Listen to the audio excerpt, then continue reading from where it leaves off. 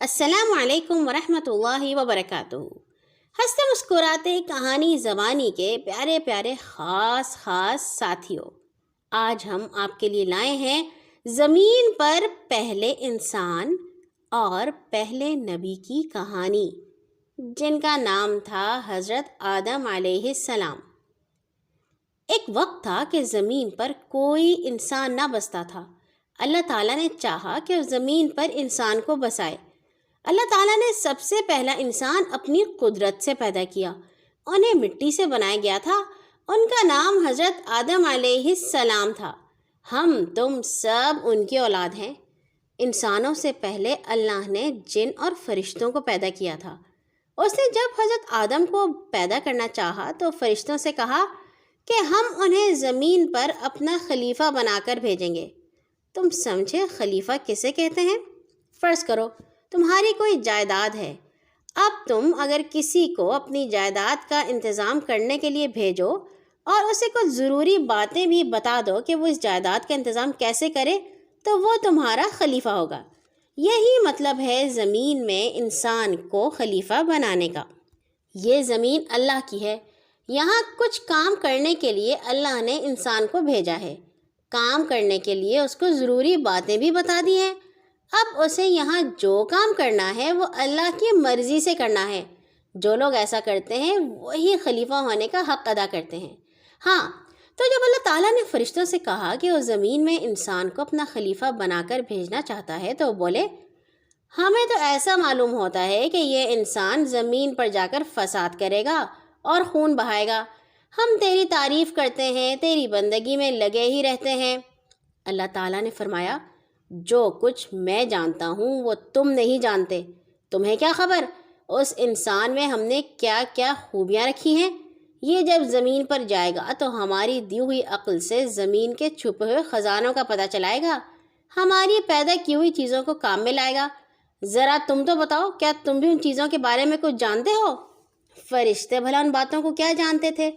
وہ بولے اے مولا، ہمیں تو کچھ پتہ نہیں، ہم تو بس اتنا ہی جانتے ہیں جتنا تو نے ہمیں بتا دیا ہے۔ تو ہی سب سے زیادہ جاننے والا اور حکمت والا ہے۔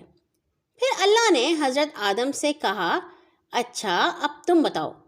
حضرت آدم علیہ السلام کو اللہ نے پہلے ہی ایسی عقل دی تھی اور انہیں بتا دیا تھا جس سے وہ زمین کی ساری چیزوں کو جان گئے تھے۔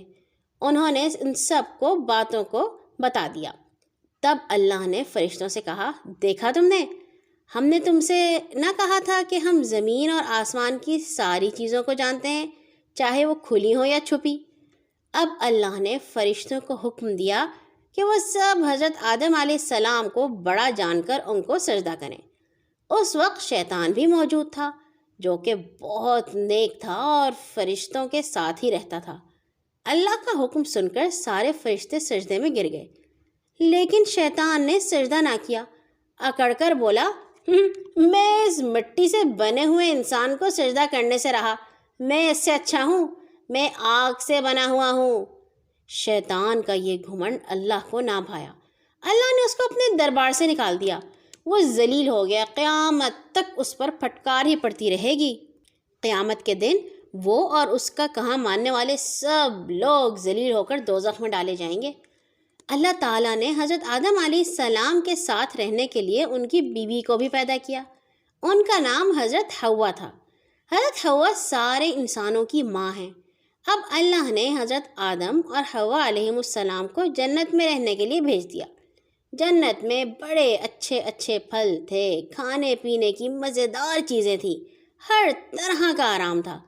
اللہ نے ان سے کہا میری اس جنت میں رہو، جو چاہو اچھی طرح کھاؤ پیو، لیکن دیکھو اس پیڑ کے پاس مت جانا، یہ تمہارے کام کا نہیں ہے۔ دونوں ہنسی خوشی جنت میں رہنے لگے۔ ادھر شیطان کو اپنے نکالے جانے سے بہت دکھ ہوا تھا۔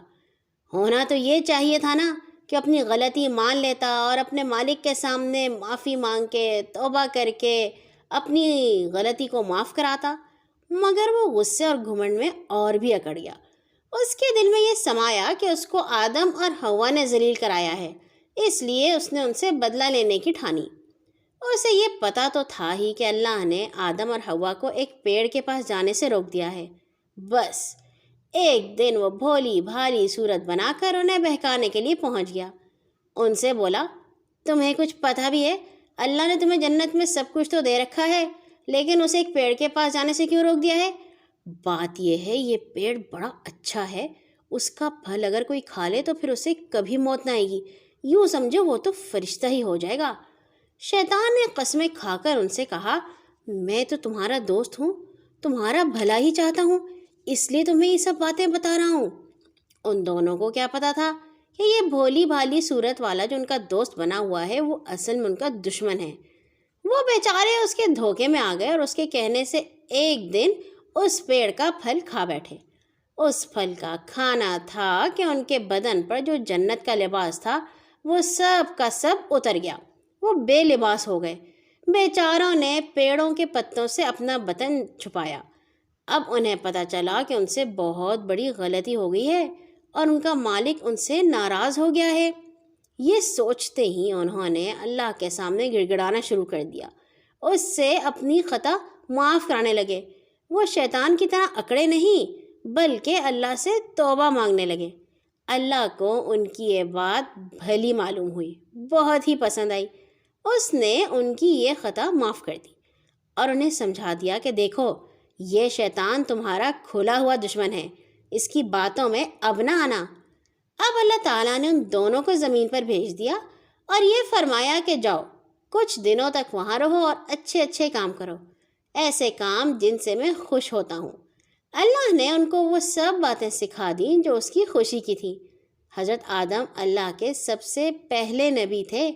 اللہ نے انہیں یہ بھی سمجھا دیا کہ تم میں سے جو کوئی اچھے کام کرے گا اور دنیا میں ایسے رہے گا جیسے اس کے خلیفہ کو رہنا چاہیے، تو وہ مرنے کے بعد جب ہمارے پاس آئے گا تو ہم اسے پھر جنت میں بھیج دیں گے، اور جو کوئی ہمارے بتائے ہوئے راستے پر نہیں چلے گا وہ شیطان کا ساتھی ہوگا، اور شیطان تو آپ جانتے ہی ہیں کہاں جائے گا۔ آج کے لیے اتنا ہی، کل آئیں گے انشاءاللہ ایک اور نئی کہانی کے ساتھ۔ اللہ حافظ۔